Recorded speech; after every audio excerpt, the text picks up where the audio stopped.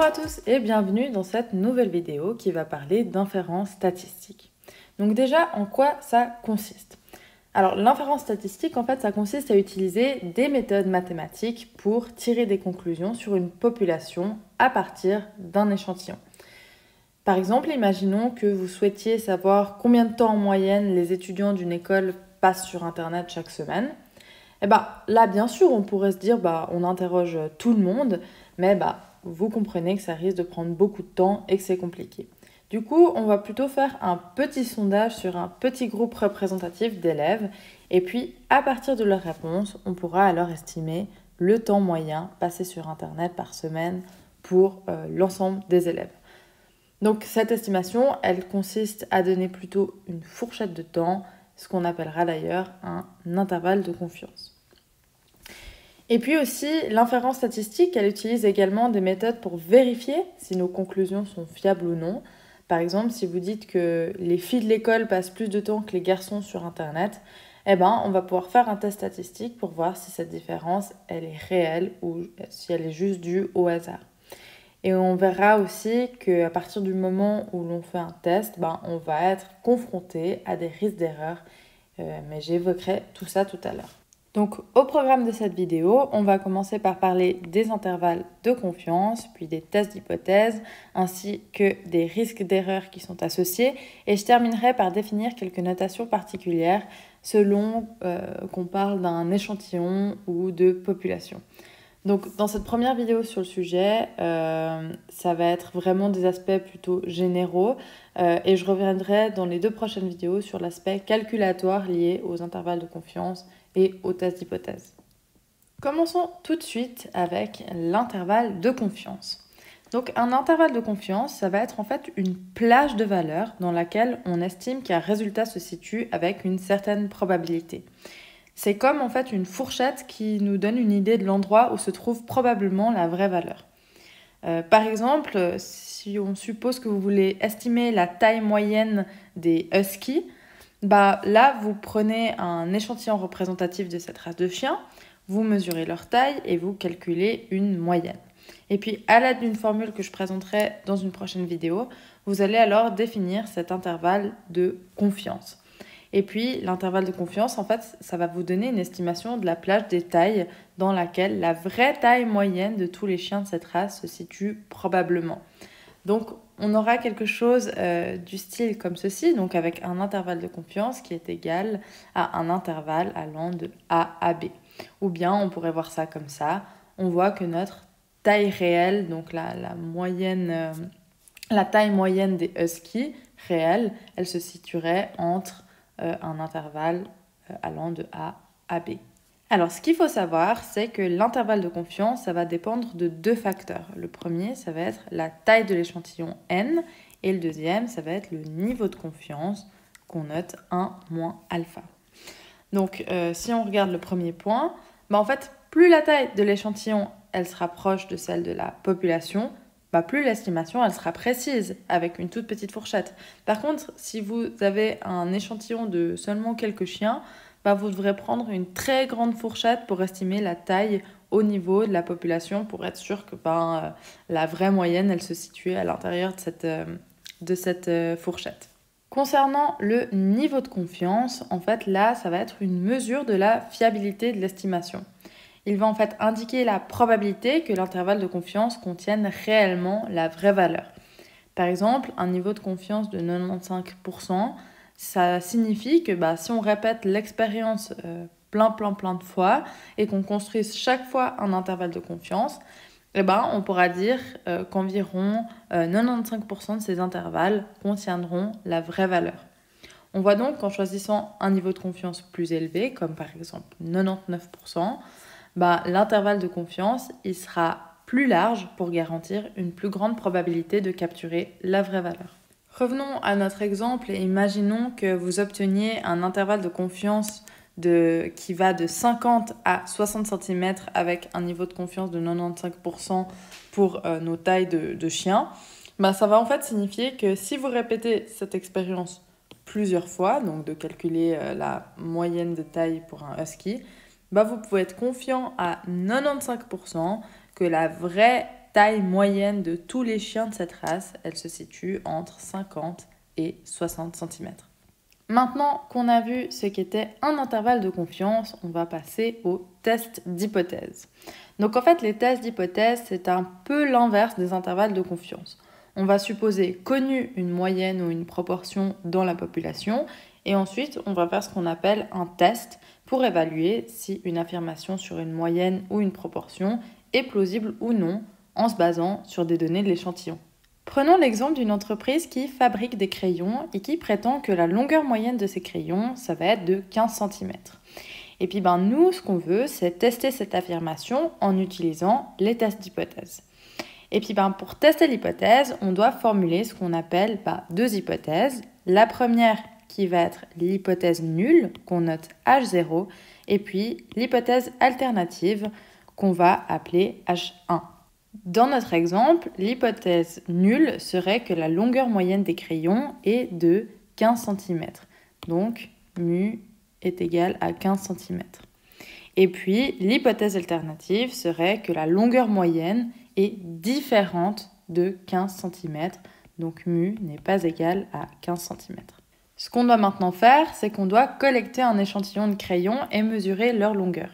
Supposons qu'on prélève un échantillon de 50 crayons et puis on calcule la longueur moyenne de cet échantillon qui est de, imaginons, 14,8 cm. Puis là, est-ce qu'on peut conclure que l'entreprise, elle ment sur la longueur de ses crayons vu qu'elle dit à la base que ses crayons font 15 cm? Avant de pouvoir juger, on va devoir effectuer un petit calcul statistique et déterminer ce qu'on appelle un intervalle de fluctuation, qu'on appelle aussi intervalle de pari, avec un niveau de confiance donné. Donc, par exemple, ici, on peut dire 95%. Et puis, il faut savoir qu'on parle plus volontiers de risque d'erreur dans les tests. Donc ici, le risque d'erreur, ce sera de 5%. Donc, juste pour bien rappeler, le risque d'erreur, ici, 5%, c'est les 100% moins le niveau de confiance de 95%. Il suffira ensuite de regarder ce qu'on a mesuré sur l'échantillon, donc ici les 14,8 cm, pour voir si ça tombe dans cet intervalle de fluctuation pour accepter ou refuser l'hypothèse nulle. Imaginons par exemple qu'on ait calculé justement un intervalle de fluctuation avec un risque d'erreur de 5% et puis que cet intervalle il va de 14 à 16 cm. Et bien ici on peut le comparer aux 14,8 cm qu'on avait calculé. Et puis on voit que les 14,8 ils tombent dans l'intervalle, ce qui fait qu'on peut accepter H0. Donc on accepte que les crayons font 15 cm en moyenne.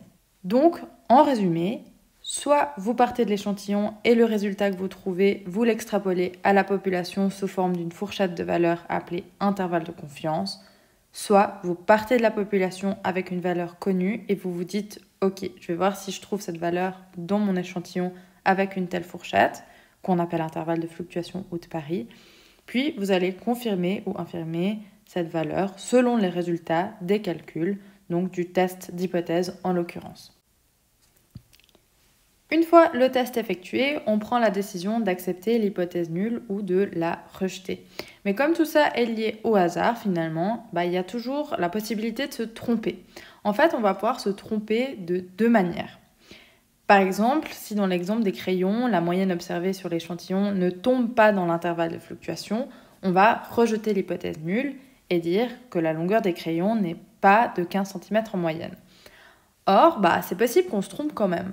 Et dans ce cas, on va commettre ce qu'on appelle une erreur de type 1. L'erreur de type 1, qu'est-ce que c'est? C'est la probabilité de rejeter l'hypothèse nulle en sachant qu'en fait, l'hypothèse nulle, elle est vraie. Par contre, c'est possible que le test conduise à accepter que la taille moyenne des crayons est bien de 15 cm, alors qu'en réalité, c'est pas le cas. Et dans ce cas, on va faire ce qu'on appelle une erreur de type 2, et dans ce cas-là, c'est la probabilité en fait d'accepter l'hypothèse nulle en sachant que l'hypothèse nulle, en fait, elle est fausse et qu'on aurait dû normalement la rejeter. Une bonne manière de bien comprendre les erreurs de type 1 et 2, c'est lors d'un test médical. Imaginons lorsqu'on fait nos tests Covid à la maison. En général, on pose l'hypothèse H0 en disant la personne est saine. Et puis, on pose l'hypothèse alternative la personne est malade. Et puis maintenant, imaginons que lorsqu'on fait notre test Covid, le test il est négatif. Du coup, dans ce cas-là, ça veut dire la personne elle n'est pas malade. Donc on va accepter l'hypothèse que la personne est saine. Donc dans ce cas-là, si le test est négatif et que la personne est saine, on a pris une bonne décision. Mais maintenant, c'est possible que le test il nous donne un résultat négatif, donc il nous dit qu'on n'a pas le Covid, mais qu'en réalité, la personne, elle est malade. Dans ce cas-là, on fait une erreur de type 2, qu'on appelle aussi un faux négatif. Ça veut dire qu'on va dire à la personne « tu n'es pas malade » alors qu'en réalité, elle l'est.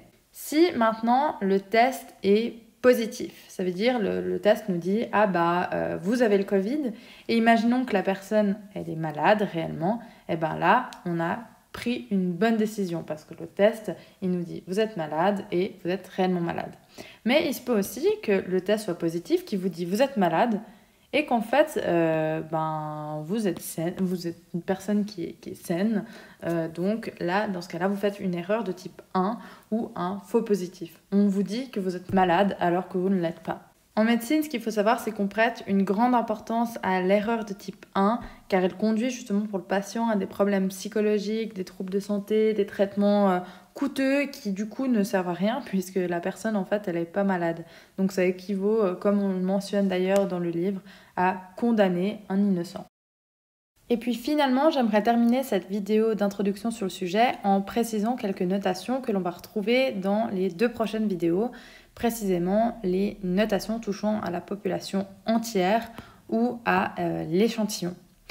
Donc ce qu'il faut savoir, c'est que déjà, quand on parle de population, on va utiliser un N en majuscule pour désigner la taille de la population et le petit n pour désigner la taille d'un échantillon. Au niveau de la population, on va désigner la moyenne par la lettre grecque mu et on utilise plutôt le x avec la barre dans le cadre d'un échantillon, bien que dans les cours de stats descriptives, on utilise presque toujours x bar pour désigner une moyenne. Et puis finalement, pour l'écart type, on va réserver la lettre grecque sigma pour la population et puis un S pour représenter l'écart type de l'échantillon. Et puis finalement, en ce qui concerne les proportions, on va utiliser pi pour la population. Et puis on va plutôt parler de fréquence en ce qui concerne les échantillons. Donc f qui est égal à ni sur n. Donc voilà, cette vidéo sur les bases de l'inférence statistique est désormais terminée. J'espère qu'elle vous aura plu. Si c'est le cas, je vous invite à vous abonner à la chaîne ainsi qu'à laisser un petit pouce bleu en dessous de cette vidéo. Et puis moi, je vous remercie de votre attention et je vous dis à la prochaine pour une nouvelle vidéo.